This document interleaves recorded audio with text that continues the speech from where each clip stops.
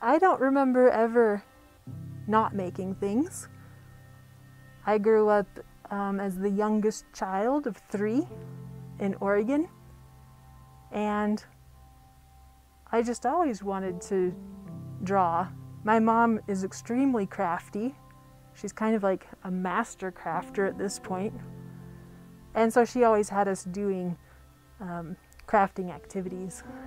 And I just thought that's what people did.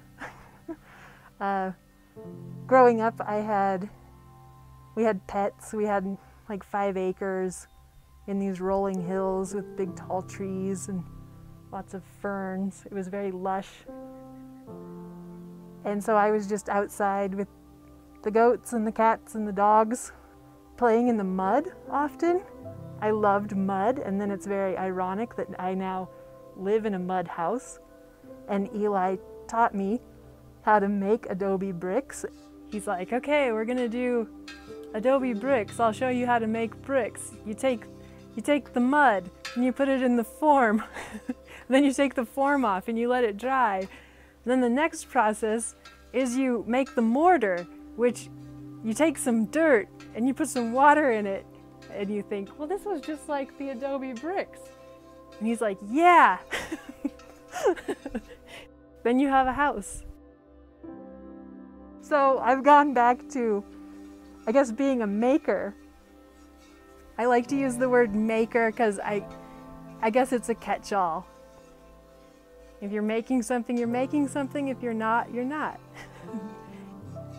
I'm a fabricator, not like if I'm talking about silversmithing and the metal arts, I always make sure to say I'm a fabricator because I build everything up from the ground up. I don't do any casting, which even though there are great casters and casting is a wonderful thing, I'm not into multiples. Everything's one of a kind. To a certain extent, I'll repeat designs that I've liked in the past or something that's worked out. But again, I'll rebuild it again. I won't make a mold of it and then get it cast, take it to a caster and have them make me, 2,000 of those. So, yeah, there's not a lot of my work out in the world, that's for sure. I am a person that works with the materials, and whatever happens, happens. There's a certain amount of pieces that they built themselves. Like I built them, but they designed themselves. They wanted to be in the world, and so I just made that happen. I get varying results with that, but I love the process for myself. And then if I don't like the outcome, well, this is gonna sound negative, but if I don't like the outcome, somebody always comes along that really loves that piece. If I wait long enough, somebody connects to those pieces, and I'm just like, I don't know what that was about. I made it, but I don't understand it, but I'm glad they found each other.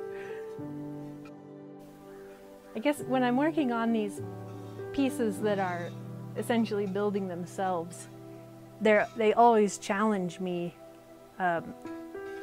with my skills. It's like, can I make that happen? And then I have to experiment a lot, and I find a lot of pleasure in that experimentation. On the days when I'm building something like that, I figure it's not a day that's focused on a paycheck. It's a day that's focused on expanding my art form. I come across it quite a bit. Luckily, my clients provide me with unique stones, so it's not like I could get a certain shape cast and then just be sticking stones into that shape. It's like I have to make a setting for each and every stone. When I'm working on my own designs, so to speak, I don't know the technique that's going to get me there. I discover it.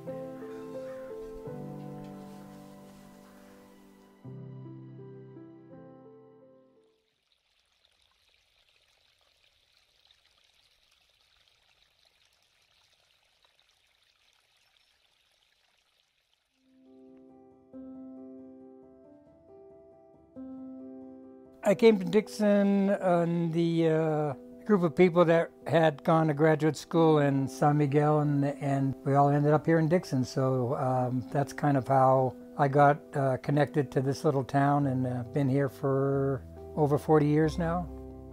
The stone yard and the gallery, it was a vacant piece of land on the highway, and it belonged to Wendy Burkhofer, who was on the fire department with me. I was the fire chief at the time, and I just asked him what he was doing with that piece of land, and he said nothing. And I said, do you mind if I start something there? He says, no, be my guest. And that's kind of where it started. And I built a shop here and a studio first, and then about 13 years ago, Betsy and I, my wife, decided to add the gallery onto the front of it.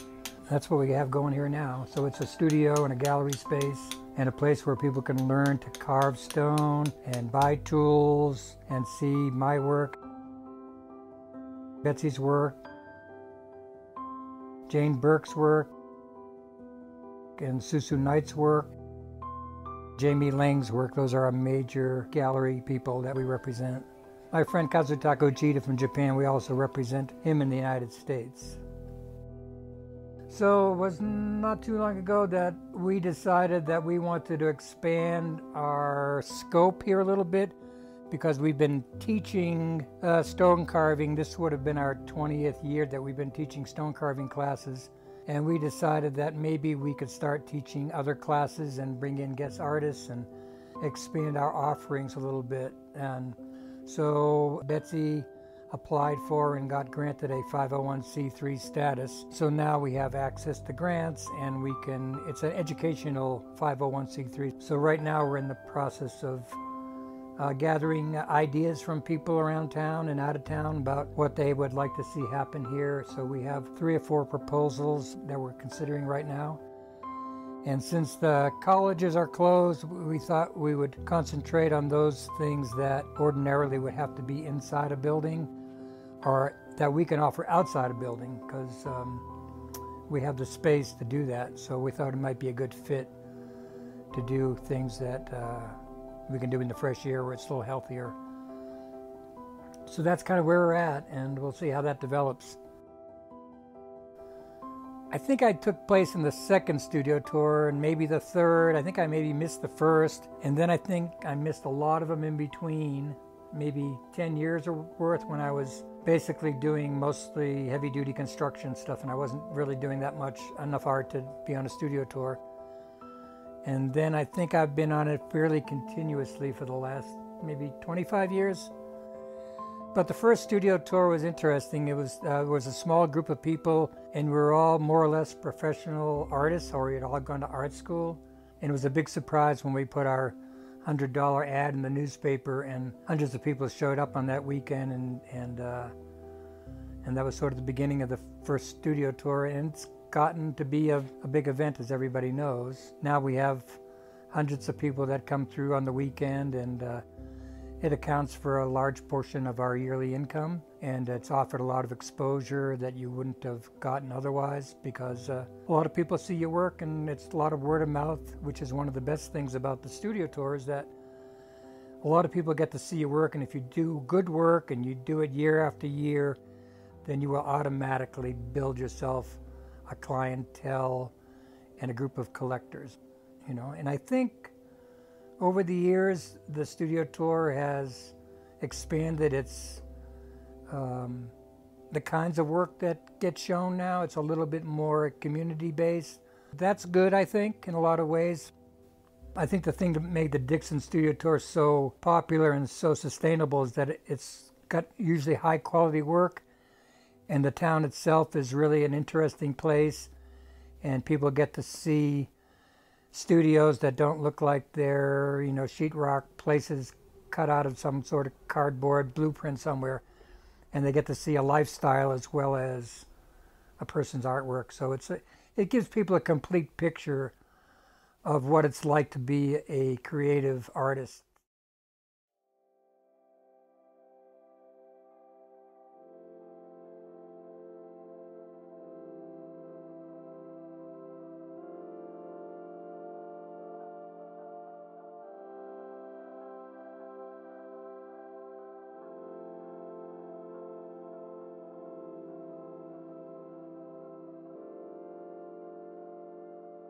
So when I started painting, I was in college.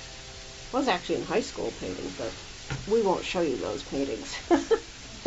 And then I graduated with an art degree from UNM, but found that not only can you not really easily make a living in art as a teenage mom, you can't even hardly find a job teaching art in schools. So I started working in the field of disabilities and really worked to make inroads in getting disabled children rights to an education for my career, and rights to decent supports so that they can live at home instead of in institutions. And then when I quit working in 2005, I picked up the paintbrush and started painting again.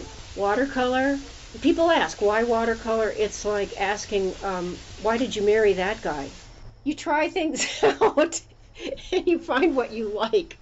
Yeah, watercolor can be hard, and you have to sort of plan your work from light to dark. You can't just take a piece of tissue and wipe it all off. But that's life, isn't it? Once you've put it down, then it's a part of the message you're making in that painting.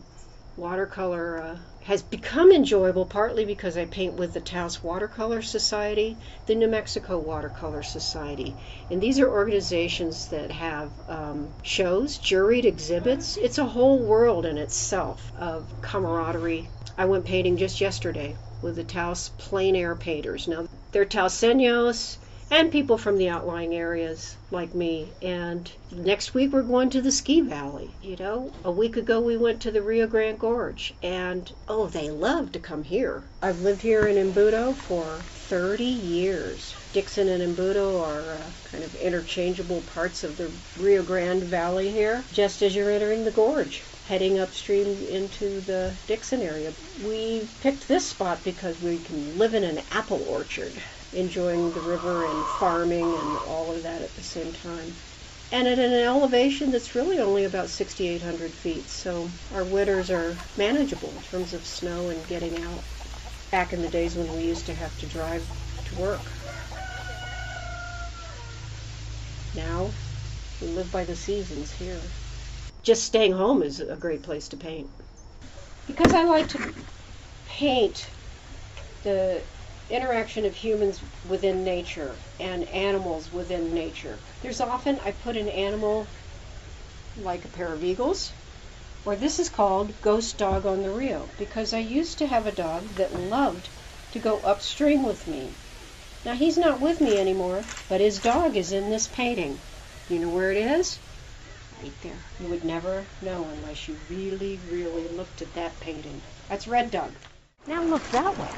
Downstream. A totally different, fascinating image.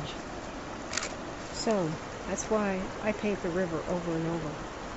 This is a painting of the view of the Rio Grande, of one of these beautiful bends in the river. You know, in the fall it's all yellow. This time of the year it's all green and different colors. It changes all the time. And different places that you go, you can see, if you get across the river here, and you start to cross back into that terrain, you see petroglyphs starting here at the river. It's an old Indian trail, and it followed the Rio Grande for hundreds of years before there were roads up here.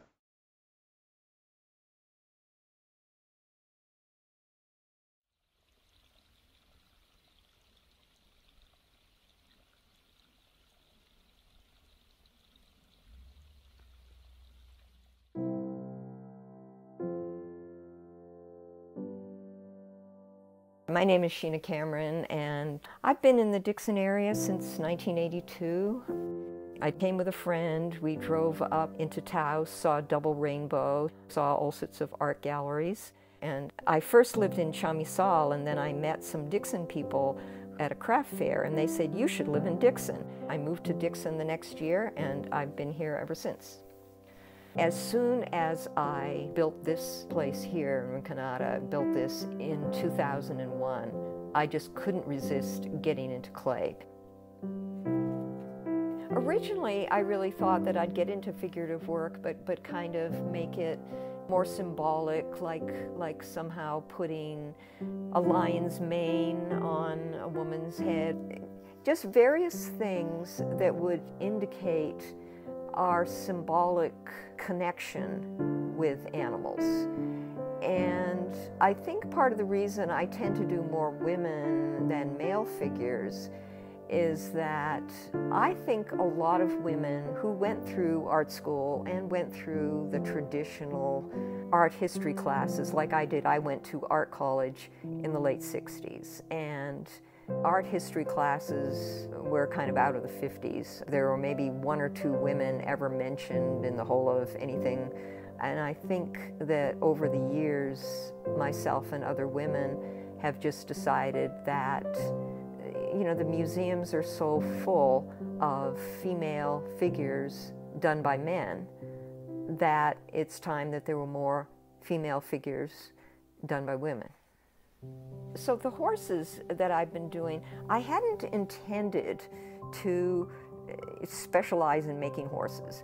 What I thought I would be doing is making a lot of, you know, forms that were, you know, like part human and part animal, and things that were, you know, archetypal and symbolic. And I started making these horses, and because I had recently been a jeweler, and I still have all my jewelry equipment, and I still had a lot of beads and stones and things, pretty soon I just started putting the beads as the mane and tail on horses. But they were hollow, because you basically have to make things hollow or they're not going to fire right. And I kind of couldn't resist. I thought, gee, I could just cut this little hole in here and have a little door. And that sort of opened up horizons too. You know, I do these other shape of horses that are much more of, you know, almost a mountain shape. But I know that those tall horses, as well as wanting them to look kind of mountain-like, it also gave me kind of room on both sides, these flat spaces that was almost like a blank canvas where I could do all sorts of different symbolism that quite different from the other horses. And the messenger horses I made to look like they were running or having some kind of motion. But the other horses, I did want them to look, you know, more architectural maybe. There's kind of no end to it. So I have a feeling I'll be making horses for the rest of my artistic life. So, you know, the first studio tour was in 1982, and I had just been in Dixon for a few months, and I did get invited to join the group that was planning the studio tour. Nausicaa Richardson and Carolyn Thomas were the two that started. It originally started with Nausicaa, who was a potter, and she had a lot of people that loved her work, so she had a good mailing list. And then she had a friend, Stephen Kilbourne in Pilar, who was also a very good potter with a very good mailing list. And one day they said, why don't we put our mailing list together and invite a bunch of people up to see our studios one weekend.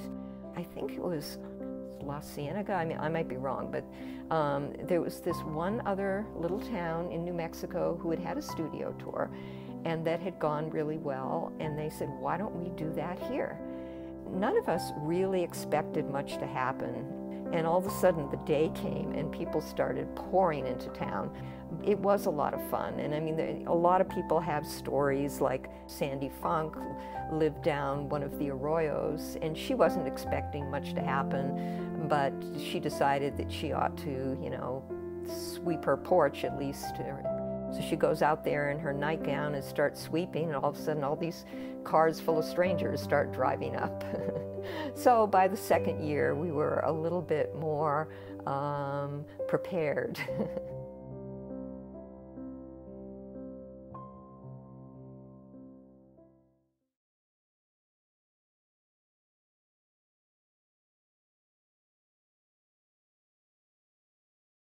Well, the Milwaukee Puppeteer is a very, very interesting theater. It was founded in 1973 as their Friend and Mime Theater. And Dr. Barbara Lee, PhD, she studied with, what's that famous mime?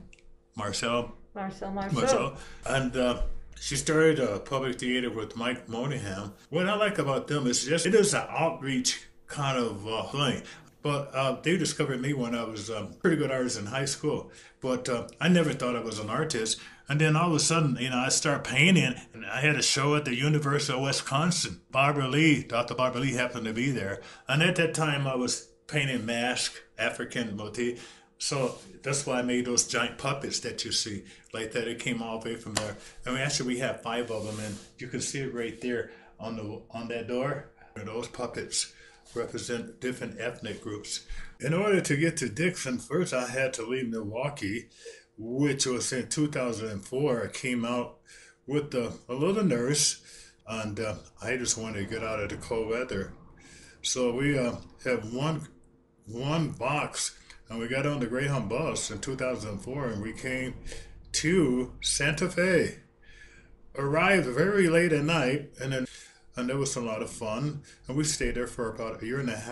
And then in the meantime, when we did move from there, we moved to La Mesilla, La Pueblo. I opened a cafe in Espola after we moved there in 2005. Downtown where the Fiesta is located in. And that used to be the thriving part of downtown, and it's still the most beautiful part.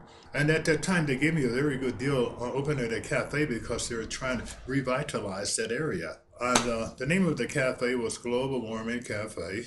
And I operated that cafe from 2005 to 2007. I had a kind of American everyday menu, Rubens, things like that. You got to have Spanish food to make it in Espola. So I closed that down, which was okay. It was a good experience. While I was there, some folks from Dixon used to come to that cafe. Ron Richardson and Scott, he's a piano tuner. They used to come from Dixon to my cafe. Unfortunately, I had to leave 2007 because my son was wounded in Iraq, and closed the cafe down. I went back home to Milwaukee for a while to straighten out some stuff. My friend, the nurse, she stayed out here. So the cafe closed.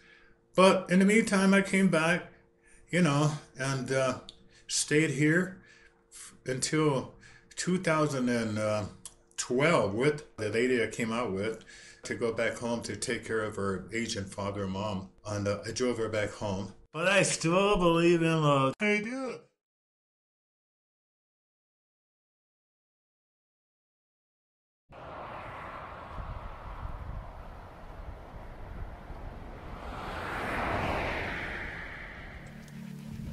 My name is Brian Barreto, and I'm a figurative sculptor. I work mostly in marble. Figurative sculpture means that I'm really stuck on carving human beings.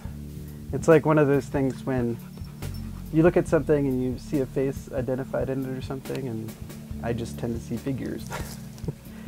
I just find that as kind of an inexhaustible source of inspiration. New Mexico sunlight is incredible. The way that it especially hits marble and picks up the crystal is really unlike anything else. Because when you're working three-dimensionally, you're really working with light, not the material itself. You're working with the shadows and how it accepts that. My mom's a geologist, and we would rock hound every summer.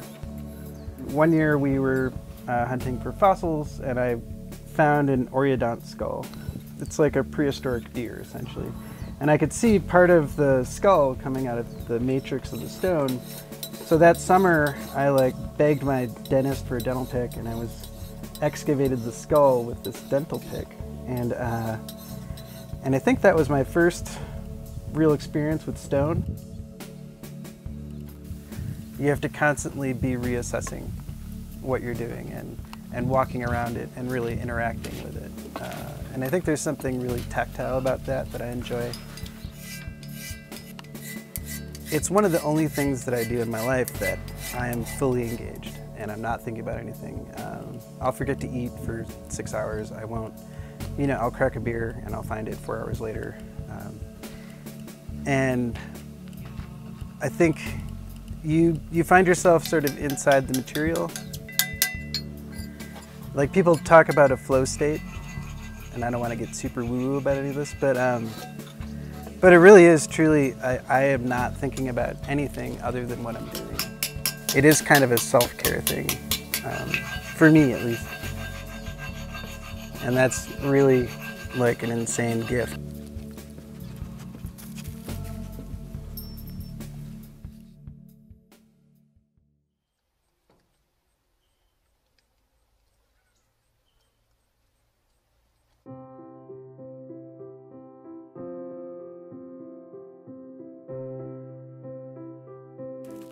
I am Felicity Fonseca, and I'm the director of Buda Valley Library. So I've been the director since 2013, but I've actually worked here for 17 years. We are a small nonprofit library in Dixon, New Mexico, which is in Rioriba County. Nonprofit means that we're not funded by taxpayers, and we have had to be very creative in all our funding sources, from foundations as well as different kinds of fundraising. And we have a very generous community who really supports us in many different ways.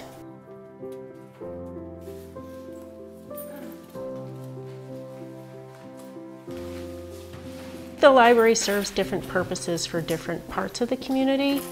It's very important for families with children through our wide range of programs.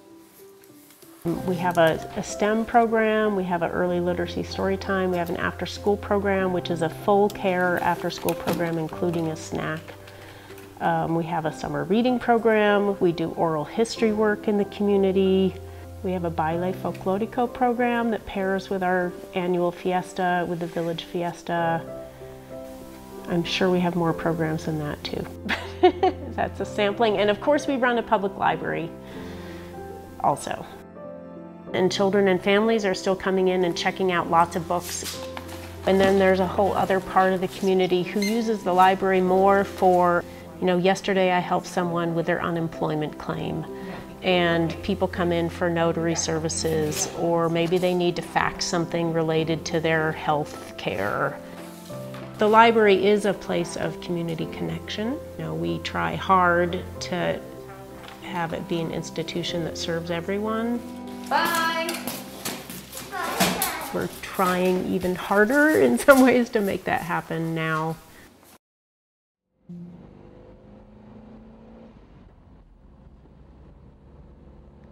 I kind of remember that before we ever rented the building, we met for about 2 years. We started in 1990, and we would meet in either your house or Jane Kaluta's house.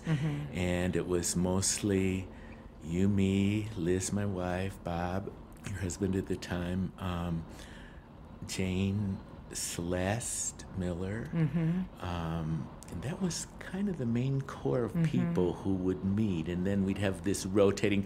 Jaime Valdez showed up, and Porfirio showed up, and various different people. Stan Crawford came and went to the meetings, but that was kind of the core group. And I remember talking about, well, maybe we could rent tools, or maybe we could, not rent, but, you know, have tools as part of the library. Maybe we could have toys as part of the library. We always talked about the kind of programs we'd have. I mean, we laughed a lot at those meetings, and we all kind of scratched our head, well, how are we going to do this? What do you remember about some of those meetings?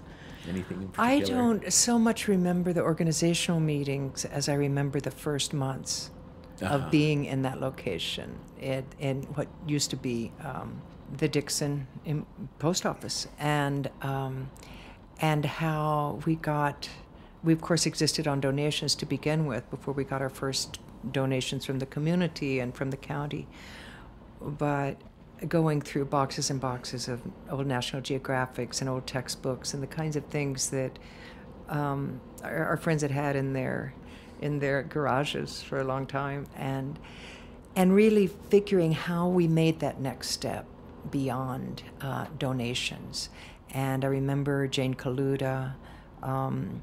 We quickly saw her as a librarian, and she was interested in it. And so it was that whole thing, you know, Buckminster Fuller said that when asked what is the meaning of life, he said to sort. And so we had deep life, meaningful sorts as we sorted through the donations. And I think in doing that, we started to form what we wanted to concentrate on in the library. And we decided it was the children's collection for sure, that we could gather enough used cookbooks and use self-help books and use how to build with Adobe books, but really build up the children's section and then the Southwest section. And so when we got our first monies and started buying books, I remember too that we didn't have any kind of Dewey Decimal System to begin with. And it was just like G for gardening and H for help. And can I talk about what I remember about that time a little bit? So first, I remember Bob coming and saying, well, they would rent us that place for $200 a month. And my first thought was, how are we ever going to get $200 a month? And then we went, okay, we just have to have faith that we can, and so we did. And then a used bookstore in Santa Fe went out of business, and Liz and I went down there and got their shelves and all their books, came back up here with huge piles of books, and then we'd meet every Wednesday or something to sort through books. And at that point, Sandy Funk showed up, and she had a degree in library science. And Connie Wood came and started showing up too, and maybe a few more people. And we would go through the books, and Liz likes to throw everything away. So she would go, we don't want this. And Jane would go pick it up and say, oh, yes, we do, and put it back in the pile.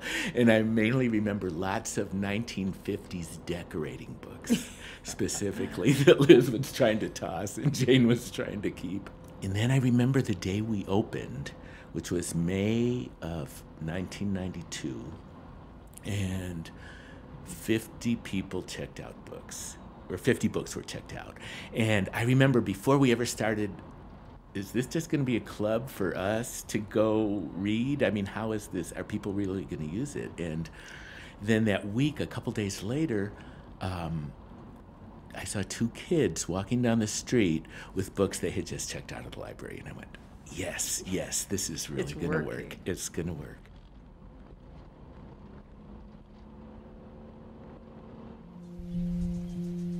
The space I work in is very important to me, to be able to have enough space to move around and express some of the ideas that I have.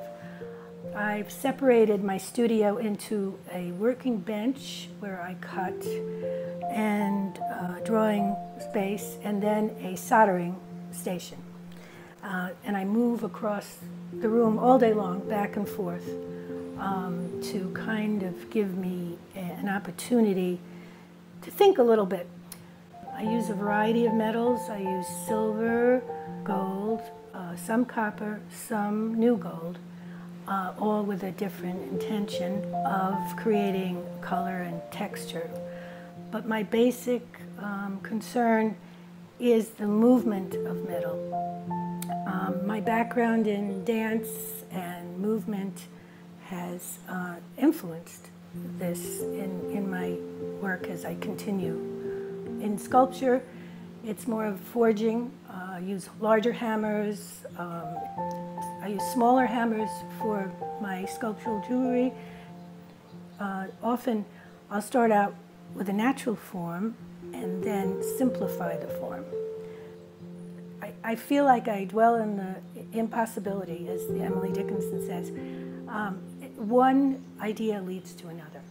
And if I have a day where there's flow like that, I have a great day. With dance, once you've started to work in a choreography, you lose yourself in the flow of the dance, and you don't even think about the technicalities of it.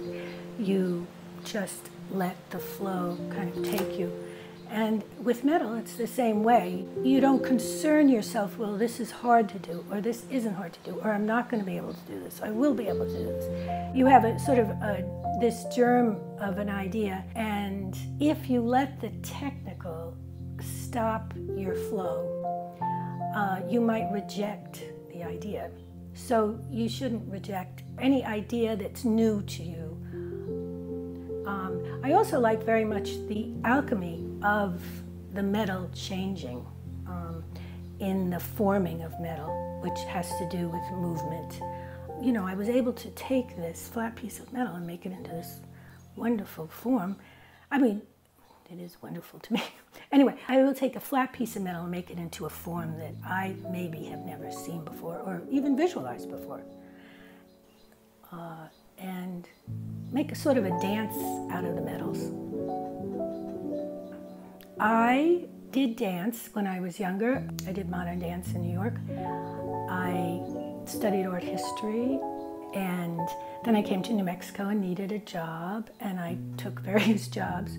Then I decided I wanted to do a craft that I could do from here, and so I started out doing cloisonné enamel, which is very intricate and very time-consuming, but I decided I wanted to expand further than that, and so that was when I went to Oregon School of the Arts. And I completed a short course there, and it was a wonderful experience. And then came back here, and then not too long afterwards, a few years, I started to go to Santa Fe Community College, and it also was a wonderful experience. It just opened me up tremendously. In the early days, I didn't mention, there were a lot of metals, there was a metalsmithing society in New Mexico, and they offered a lot of workshops. No longer, but it was a great opportunity also. Being here allowed me a lot of time in my studio and a lot of time to work. The hammer dictates the shape. It's not really what you hammer into. It's because that can be anything. In fact, many people make the shape of a piece from the hammer. You hit the piece of wood, for example, and that makes the shape, and then you hit into that. They're just wonderful things to have because that helps with the flow also. And also, they're nice to look at. I don't know why everybody's love hammers. I just love them. I get up in the morning, I take Ojos, my dog, for a walk up the hill right across the mesa there. We go for about a 2-mile walk. I do that almost every day. And then come back and I come in here. It's a wonderful workspace, and I enjoy being here. It's really the room I enjoy being in most.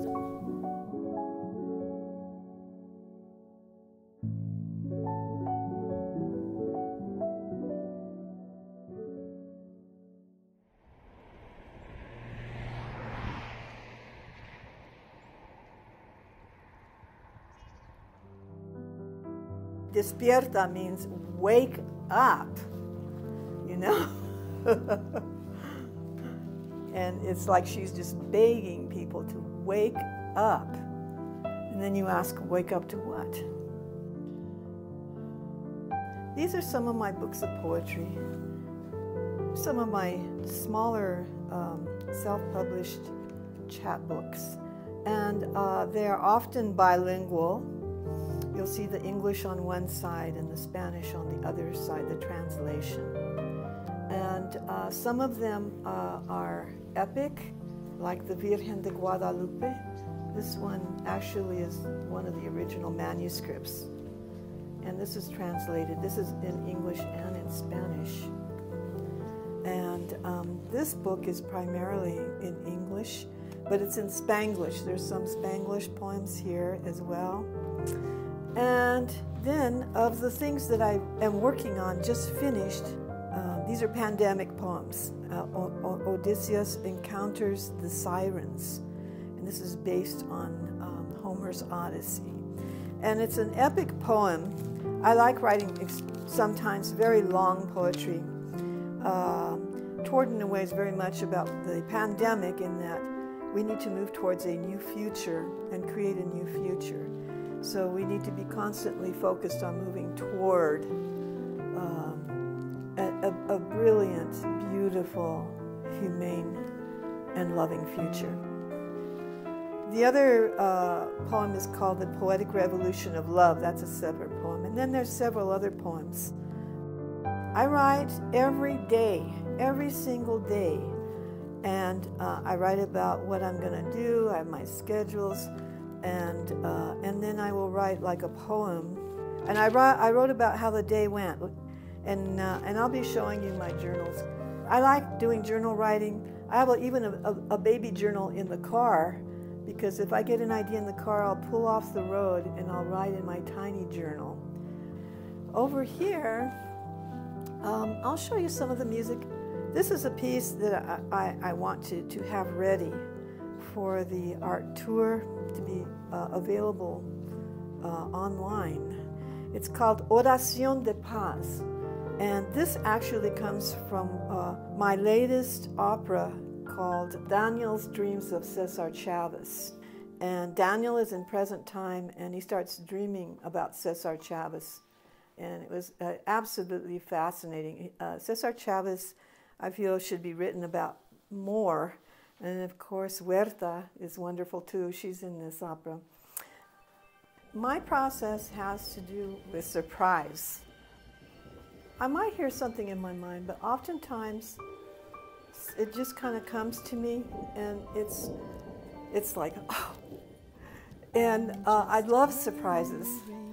I never know. I never thought of that. It's like there's something outside of myself, meeting a part of myself that is an otherness. I talk about otherness in my work. And I just love that. Now, I'll just show you just some of these, okay? So I was very inspired. This is done with Chile, and then the pink is done with cherry juice. It does really concern me, the art process. I really wonder where artists throw all their stuff afterwards, because I feel like it needs to be very environmental. Water is something that's very important to me. So this is about repartimiento, which means the sharing of the water among the ditches. And then I'm standing here on my bridge taking a picture, and this is the Embudo River going through the Acequia del Medio. So yeah, that was a very serious drought. I don't really think of the earth as a feminine solely. I call the earth, in my works, the earth is called Mama Dada, because here at the farm, Dada, father, Mama, mother, because as long as I have been on this farm, I have always seen that interaction going on. I mean, there's this constant birthing, constantly, of one thing or another. I have yet to see death, because the moment the plants die, pods start to break open to release seeds. So it's like there's no real end, you know.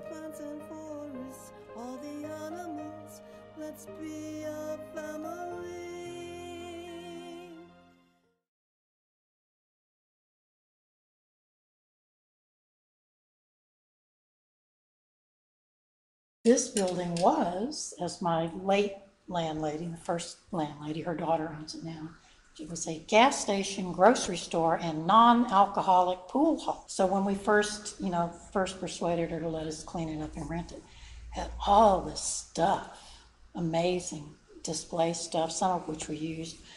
A lot of it disappeared. But there was like an unused calendar from 1941, a historic year, and my favorite was this thing that held packets of stuff, and it said, "Eat yeast foam for health." Whatever yeast foam was back in the day, stuff. There was a Pez dispenser, this thing that sold the little thingies. And I looked that up on eBay, and however many 25 years ago, that thing was hundreds of dollars even then. All this wonderful stuff, oil cans, salt boxes, all kinds of great stuff that we used as display when it was Casa, but it had all gone by the time I took it back home. But Clara Arellano and her dad, Clara's dad, built it, about 100 years ago.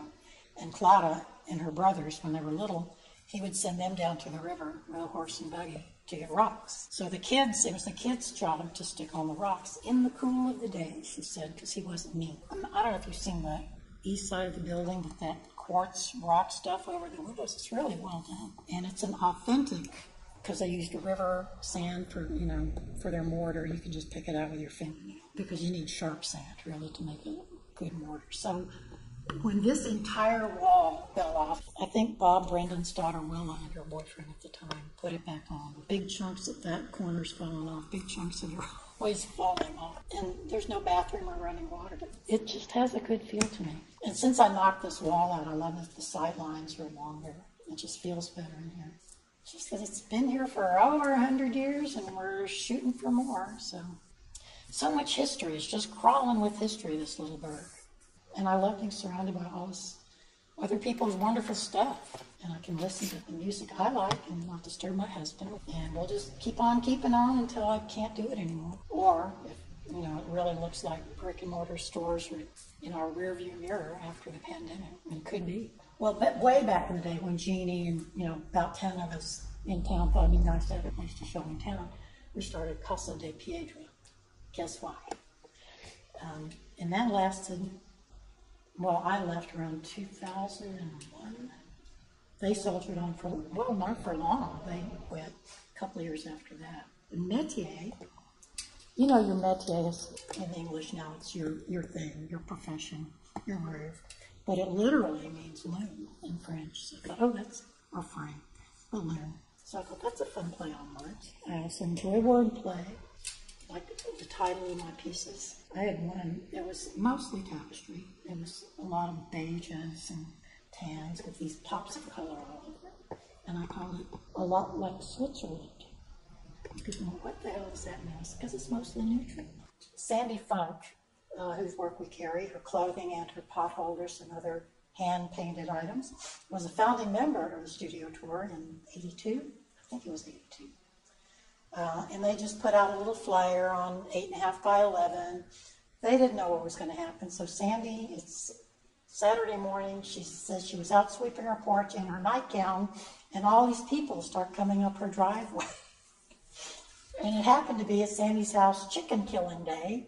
So Joni Carlisle was there, and the tourists loved it, seeing people in their native habitat killing chickens, whatever they do, in the tiny village of Dixon before it got hot and popular.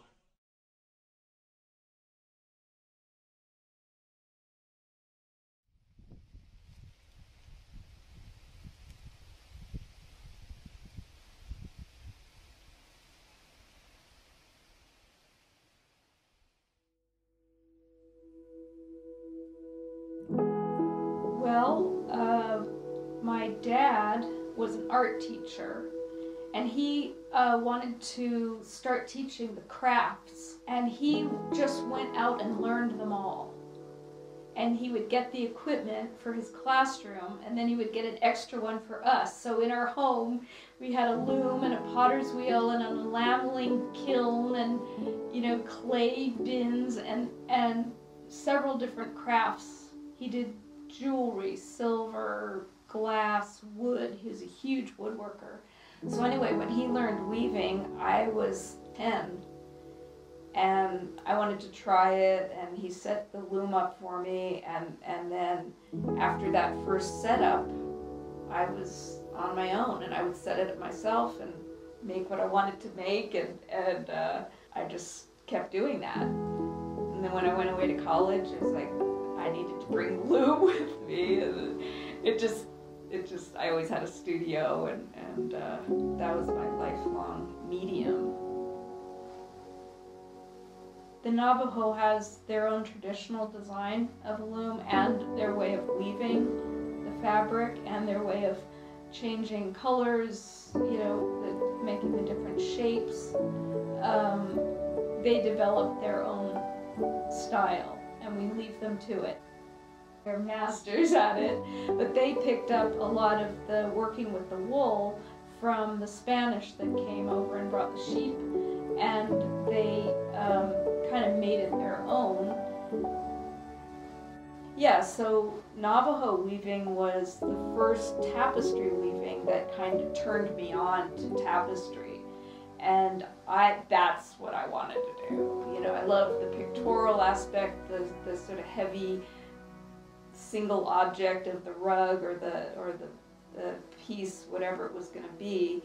just to know what it was that they were doing. I didn't want to do what they were doing, but I wanted to know how they did it. And the Peruvians have their way of doing it, and the Romanians have their way of doing it, and the Egyptians. And everybody has a style. And then, of course, the French, you know, the French tapestry, that's their style. And it could be lifetimes worth of study and trial and error. 5 years ago, that 2015, I went to Scotland for 3 months, the whole summer. And that's where I decided that I just wanted to be an artist. I was working as a chef, and I had all of this work to do and income, but I just felt like it was just taking away my life.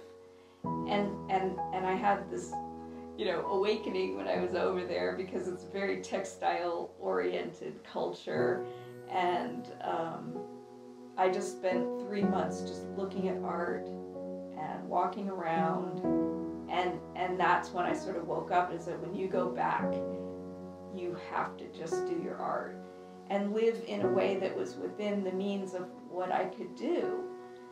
And I love that immersion. I love spending as much time as it takes. And I love coming out the other end, and you know, when you cut that off the loom, it's like something being born.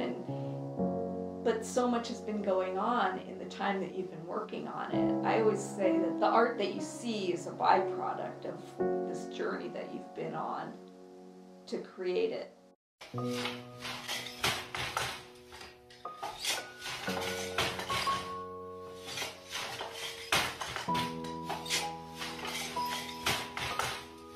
So this is a little sampler. When I first got to Dixon, each day I wanted to make an inch of the color combination I was seeing or something in the landscape. And so there was like the earth and the plants, and then there was some snow on the clay and a sky gradation.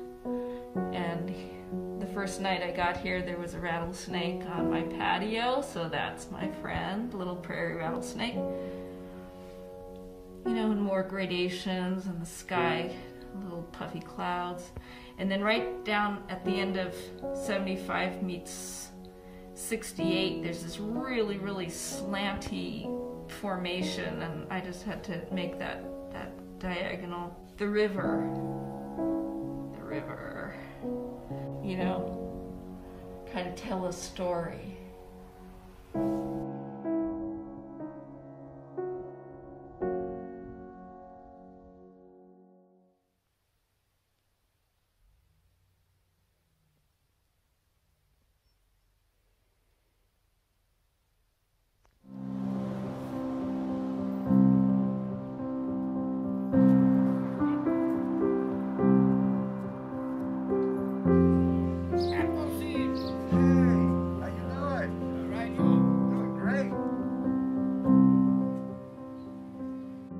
My name is Maggie Hart. I'm the General Manager of Dixon Cooperative Market. Thank you. Have a good day. The co-op's in the very center of Dixon with the library, the post office, and the elementary school. The vision of our co-op is to sustain a healthy lifestyle for the members of the Embudo Valley, to help local farmers have a place for their produce, to help our people have access to healthy food, and to support our community in a very sustainable way. So we are truly a co-op because we are community owned. There's not one single owner. 15 years ago, the general store in Dixon had shut down and the community came together. Everybody who bought a membership became a partial owner. Have a good day, Walter. Thank you. Hey, Barbara. Bye. And that money from the memberships helped to open the store. Now we have close to 400 members. The co-op has always done its best to support the community in various ways. We have local goods from local artists. We have pottery and cards and soaps and many different gift items made by locals. We have a wide variety of locally made herbal products. The deli is probably the busiest part of the co-op. Everything that's made in there is made with love, and it's made from scratch. People love our food. Many, many times people have said, I'm from New York and this is the best Reuben I've ever had. A visitor coming in from the outside can really see a slice of the daily life in Dixon. Those who walk into the store say, wow, I have never seen a store like this. And the staff and the locals, it's kind of like a big family. Like this is our town and we all really care about it. And we also want everybody else to realize how special we think it is.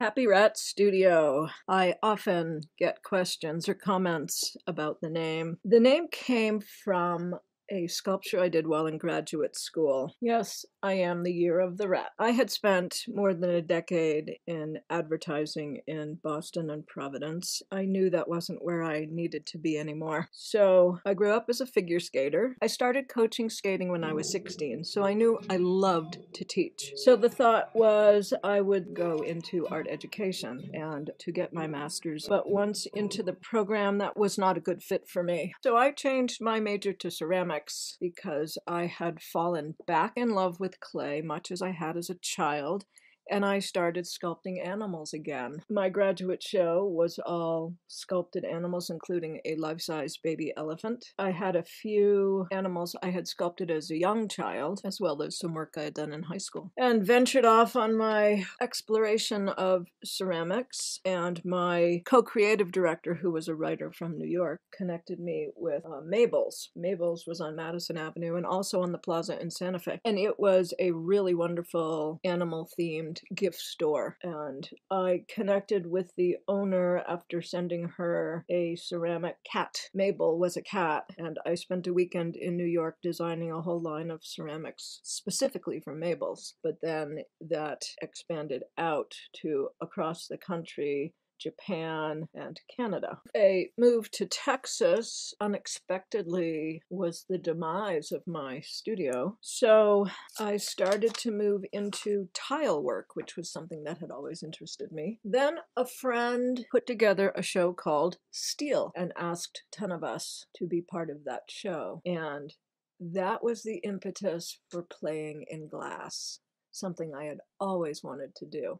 So I did a couple of sculptures in glass and a series of glass pieces based on images from deep space, from the Hubble, which are just incredible images. And then recently I started doing the Always With You series, which is custom pieces using the ashes of pets and family members who have passed on, and they're small fused pieces set into sterling silver. In high school, I did quite a bit of jewelry making. I don't now, but I hope to work with a local silversmith to do custom settings for my Always With You clients. One of my other roles here in the community is that of President and Chief Rescue Officer of the Dixon Animal Protection Society, and in 2019, I released my first book called The Dog Days of Dixon. You can find it at dogdaysofdixon.com or on Amazon. Currently in the process of writing the second book, which is a children's book telling the story of Tiny Tim, our little miracle cat who has just celebrated his first birthday when we weren't sure he was going to make it. You can find that in 2021, along with its companion stuffed animal, Tiny Tim doll. The adventure continues, and it seems to always be changing changing, such is life.